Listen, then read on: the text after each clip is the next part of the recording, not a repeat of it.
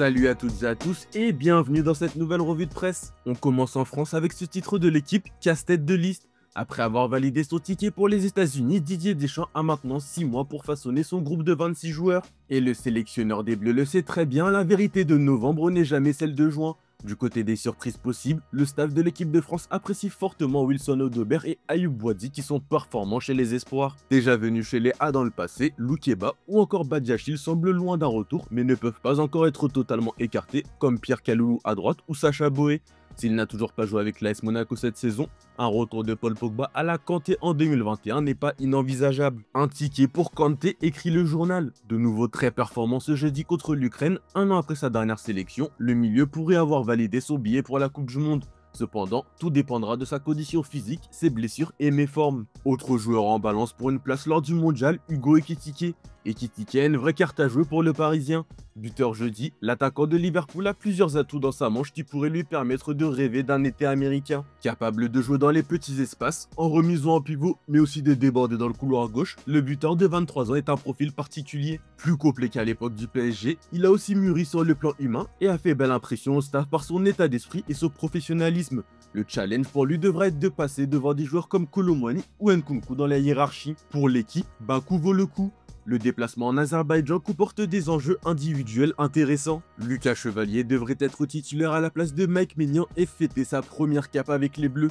Kifrem Thuram lui aussi devrait démarrer et va devoir définitivement se lâcher en bleu pour cimenter sa place dans un secteur où les places sont très chères. Offensivement, Mateta, Akliouche ou encore Tova vont devoir aussi prouver et montrer leur talent pour installer le doute dans la tête de Deschamps. On part en Espagne où la Roja veut sécuriser son billet comme le titre marquin. L'Espagne peut se qualifier directement pour la Coupe du Monde en remportant son match en Géorgie ce soir. Tbilissi cache un billet pour As. Actuellement, l'Espagne domine le groupe E avec 12 points tandis que la Turquie en a 9 après 4 matchs chacun.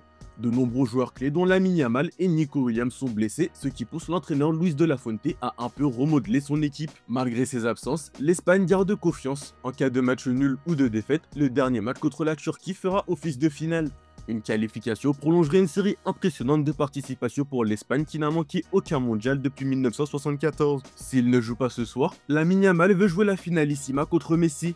Lamine Yamal a exprimé son désir de participer à la finalissima prévue le 27 mars 2026, un match opposant l'Espagne championne d'Europe à l'Argentine tenante de la Copa América. Il espère que les tensions entre le FC Barcelone et la fédération espagnole seront apaisées d'ici là pour pouvoir jouer ce rendez-vous important contre Lionel Messi, son idole. Le club et la fédération ont eu des différends concernant le traitement et la gestion de la pubalgie du crack de la Masia, mais des discussions ont eu lieu pour régler cette situation. Ce match entre la jeune étoile montante et la légende Messi est très attendu comme un choc générationnel et un événement majeur dans le calendrier footballistique international. Du côté de Marca, on écrit aussi que le Real Madrid a désactivé les alarmes. Le club a balayé les inquiétudes autour des blessures de Kylian Mbappé et Eduardo Camavinga, revenus plus tôt que prévu de leur sélection nationale en raison de légères gênes. Mbappé souffre d'une inflammation à la cheville droite, tandis que Camavinga a une surcharge au biceps fémoral gauche, mais aucun examen médical sérieux n'a révélé de blessures graves. Les deux joueurs seront disponibles pour le prochain match de Liga contre Elche, tout comme Courtois et Valverde qui ont aussi ressenti quelques inconforts musculaires avant la trêve. Seul Dani Carvajal, avec une blessure au genou nécessitant une opération, est absent pour une longue période. Dans l'ensemble, le club est optimiste quant au retour progressif des joueurs blessés et prépare sereinement la phase suivante de la saison.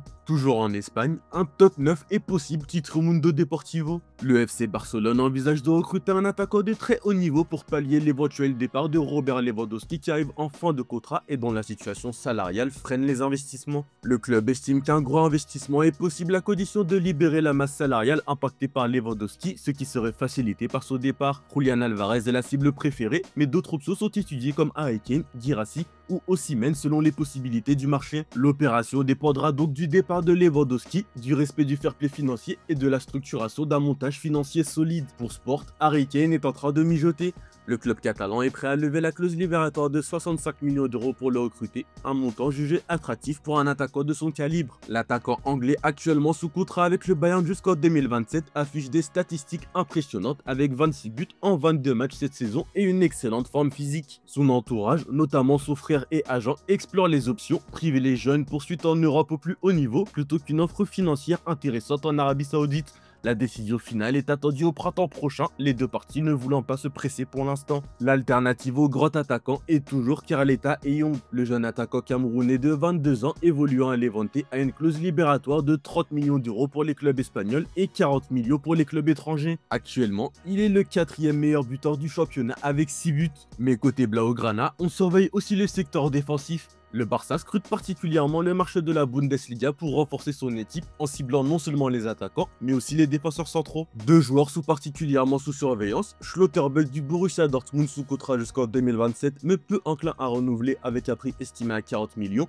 et Upamecano libre de tout contrat au Bayern Munich à la fin de saison. Les Catalans veulent s'assurer de la faisabilité financière d'un investissement important pour une de ses cibles pour passer à l'attaque sur un des deux. En Angleterre, Mason Greenwood fait la une du Daily Mail. Un paria en exil, formé à Manchester United, il a été suspendu par les clubs en janvier 2022 après des accusations graves de tentatives de viol et d'agression. Bien que les poursuites aient été abandonnées en février 2023 à cause du retrait du témoin clé, Manchester United a décidé de se séparer définitivement de lui, estimant que sa réintégration au club ne serait pas appropriée malgré les difficultés pour lui de relancer sa carrière à Old Trafford. Greenwood a reconnu publiquement avoir commis des erreurs et assume sa responsabilité, mais il reste un joueur très controversé exclu du football anglais. Le Daily Mail tacle aussi la France concernant le traitement médiatique réservé à l'ancien mancunien. Aujourd'hui, il brille sportivement à l'Olympique de Marseille, mais son rêve de rejouer pour l'Angleterre semble désormais inaccessible. La fédération anglaise refuse de le rappeler à cause du poids médiatique et moral entourant son cas. Sa seule chance d'aller à une Coupe du Monde pourrait être avec la Jamaïque, dont il a refusé la dernière convocation. En France, la perception publique et médiatique est plus ouverte étant donné la transparence autour des détails de l'affaire et l'absence de condamnation de la part du public. En Angleterre, on s'étonne même que son maillot soit l'un des plus arborés à Marseille et qu'il soit acclamé au stade Vélodrome. On termine ce tour de la presse en Italie où Antoine Boni s'est exprimé dans la Gazzetta. Le jeune attaquant français a dit avoir compris l'exigence d'un club comme l'Inter, notamment grâce à des coéquipiers parlant français comme Henrik Mkhitaryan et Marcus Thuram. Boni s'inspire aussi de joueurs comme Lautaro Martinez pour sa fin de but et Thuram pour sa qualité technique. Il a aussi rendu hommage à Gianluigi Buffon qu'il a connu lors de son passage à Parme en Italie. À Parme, Buffon m'a fait sentir chez moi, c'est comme s'il était mon oncle, a-t-il déclaré. Du côté du Corriere, janvier arrive pour la Juventus qui va chercher à se renforcer sur les mercatos.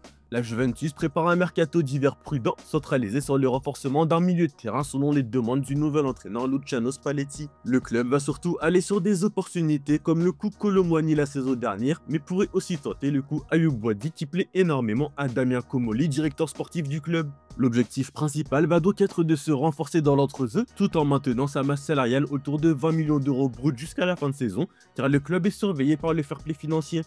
Voilà, c'est tout pour aujourd'hui, bonne journée à tous, merci de votre fidélité.